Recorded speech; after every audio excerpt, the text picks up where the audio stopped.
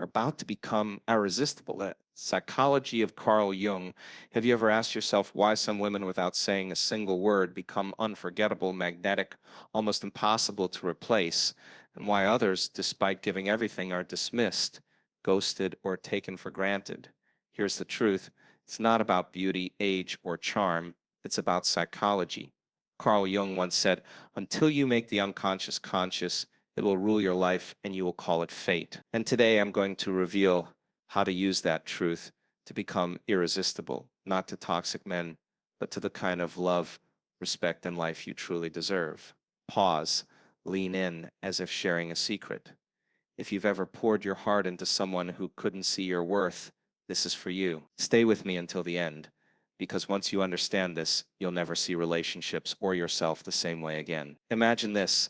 A woman sits alone after another relationship has collapsed, staring at the silence of her phone, wondering, why do I always attract the same kind of man? Why do I give everything and still feel unseen? It feels like a cruel repetition, almost like life itself has conspired against her. Yet Jung would tell us it is not life punishing her. It is her unconscious leading her back into the same cycle, hoping she will finally see it. The truth is that what you believe deep in the recesses of your mind becomes the architect of your relationships. If your hidden script whispers, "I am not enough, I must earn love, I am only valuable when I am useful," then you will be drawn to men who echo that belief with coldness, distance, or exploitation. This isn't fate, it is psychology, and it is powerful. Think of the unconscious as a mirror. It reflects back not what you want, but what you believe about yourself when no one is watching. A woman who doubts her worth will unconsciously find herself walking toward men who confirm that doubt. It is the invisible magnetism of the psyche, pulling her again and again into familiar pain until she decides to break the spell. But here is the part no one tells you. Once she begins to heal that hidden belief, once she dares to look at herself and say, "I deserve love without sacrifice, respect without begging, safety without fear," the very field around her shifts. Suddenly, the men who once seemed irresistible lose their power. Suddenly, the kind of partner who once overlooked her begins to see her light. It feels almost supernatural, but it is simply the psychology of alignment. And yet, most women never discover this because they stop at the heartbreak instead of walking into the lesson beneath it. The question is, are you willing to face what your unconscious is trying to reveal to you, or will you call it fate, as Jung warned, and live the same story again and again? You've noticed it before, haven't you? A woman walks into a room and without a word, all eyes seem to follow her. She isn't the loudest, she isn't the most decorated, or even the youngest, and yet she carries a kind of gravity, an energy that speaks louder than any introduction. That is not accident. That is presence. Energy always precedes language. You may think that attraction is born in clever words or endless explanations, but in truth, people feel you before they hear you. Jung would argue that what radiates outward is nothing more than the state of your inner being. If your energy is anxious, begging to be chosen, people sense it and retreat. If your energy is grounded, silent, self-possessed, they lean closer without even knowing why. Women who have lived through toxic relationships often think they need to prove their worth, give more, love harder, explain endlessly until they are understood. But that only teaches others that your love is conditional on effort, on sacrifice, on proof. A high-value woman understands something far simpler and more magnetic. She embodies worth instead of negotiating for it. She doesn't chase. She doesn't convince. Her feminine energy is a sanctuary, not a storm. And men who are emotionally healthy feel that difference immediately, while men who thrive on narcissistic dynamics find no place to feed. The paradox is striking. Silence, when rooted in self-respect, is louder than any declaration. Boundaries, when calmly held, are more attractive than any performance of neediness. Emotional safety is what makes you irresistible, not emotional chaos. And yet, many still confuse being noticed with being valued. Ask yourself this: when you enter a space, do you radiate calm confidence, or do you scatter yourself trying to be seen? Do you embody mystery, or do you explain yourself into invisibility? The answer to those questions is already shaping the quality of your relationship. And here's the haunting truth: your energy is speaking for you, even when you wish it wasn't. Picture this: a woman who prides herself on being agreeable, gentle, accommodating, always the one who swallows her anger, who hides her disappointment, who says, "It's fine, don't worry about me." On the surface, she looks composed, even kind, but deep inside, there is a storm. Jung would call this the shadow, the buried self, the parts of us we were taught to repress, because they seem too dark, too inconvenient, too unlovable. Yet what is hidden doesn't disappear. It leaks out in the partners we choose, the emotional patterns we repeat, the silent heartbreak we endure. The woman who never claims her needs often finds herself bonded to the man who exploits that silence. The one who fears abandonment unconsciously clings to partners who abandon. It isn't weakness, it is the psyche crying out for integration. Here's the paradox: the very traits you hide, your anger, your needs, your boundaries, are the ones that hold the key to your freedom. Jung knew that what you suppress in yourself, you attract in another. That is why the woman who denies her voice often falls for the man who dominates. It is why the one who disowns her worth ends up magnetized to someone who cannot give it. This isn't random, it is psychological magnetism. The unconscious is trying over and over to bring you face to face with what you've buried. But how long can you silence the parts of you that ache to be seen? How long will you allow your hidden shadow to dictate the love stories you live? Imagine for a moment what would happen if, instead of repressing your truth, you owned it, not with violence, not with chaos, but with quiet certainty. This is what I need. This is what I deserve. This is who I am. That single act shifts the energy entirely. Because when a woman integrates her shadow, she no longer fears rejection.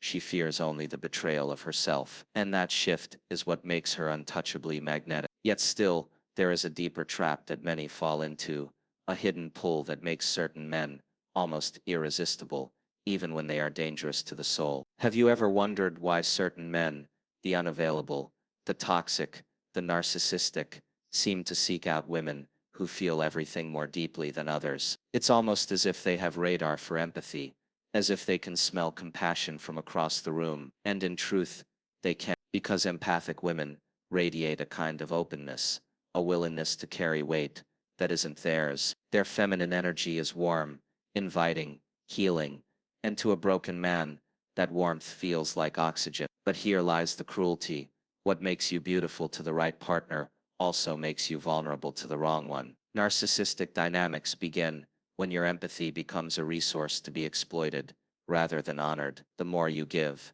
the more they take. The more you heal, the more they wound. This is where many women become trapped in the cycle of trauma bonding. The psychological triggers are subtle: one moment of affection after days of neglect, a breadcrumb of love after oceans of silence, a fleeting promise of change that never truly arrives. Each tiny reward hooks the nervous system, tying your worth to his approval. And yet you keep returning, not because you are weak, but because your empathy has become weaponized against you. But here's the truth that changes everything: your light is not the problem. Your boundaries are the missing piece. The woman who learns to guard her empathy with strength becomes untouchable to those who secretly resent her brilliance. When she finally says, "My heart is sacred, and not everyone gets to hold it," the predators lose their power. But still, a haunting question remains: if empathy can both heal and harm, then what does true irresistibility really look like? Is it the fire of passion,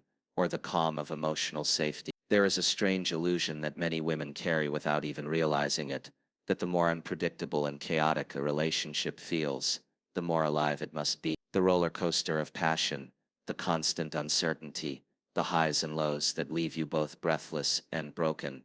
It seems intoxicating, almost addictive. But pause for a moment and ask yourself, is this love, or is this a nervous system conditioned to mistake chaos for chemistry? Jung would remind us that what feels familiar is often mistaken for what feels right, and if you grew up in an environment where love was inconsistent, then inconsistency will feel like home. It explains why so many women unconsciously bond to men who withhold, who play games, who offer fragments instead of fullness. Yet true irresistibility is never born in chaos.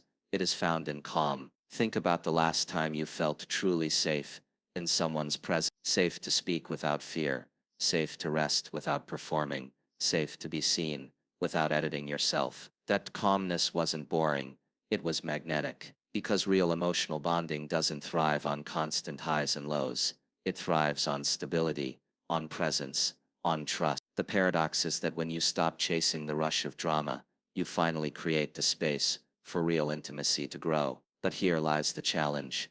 Many mistake a man's calm as disinterest, and mistake his chaos as passion. The woman who learns to rewire her psychology to find thrill in stability rather than danger steps into her high-value self. She no longer settles for being an option. She waits for the man who sees her as the anchor of his world. And yet even when she discovers this truth, another temptation remains, the urge to explain, to justify, to prove her worth, with endless words, when silence could carry far more power. You've probably felt it, that compulsion to explain yourself, to make him understand why you're hurt, why your boundary matters, why your needs deserve to be met. You write long messages, you repeat yourself, you beg for acknowledgement. But every time you do, something strange happens.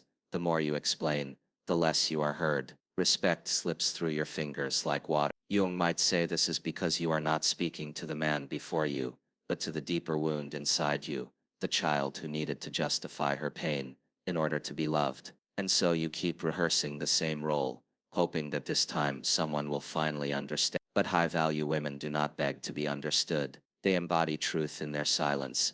Imagine the difference. One woman pleads, "Please see me, please hear me, please change." Another simply withdraws her presence, holding her boundary without debate. Which one feels more powerful? Which one commands more respect? Mystery has always been more magnetic than explanation. The woman who learns to trust her silence becomes irresistible, because she no longer performs for approval. Her feminine energy speaks through her stillness, and it leaves the other person unsettled, curious, even captivated. But silence is not absence, it is presence refined, and it raises a deeper question that lingers like a shadow.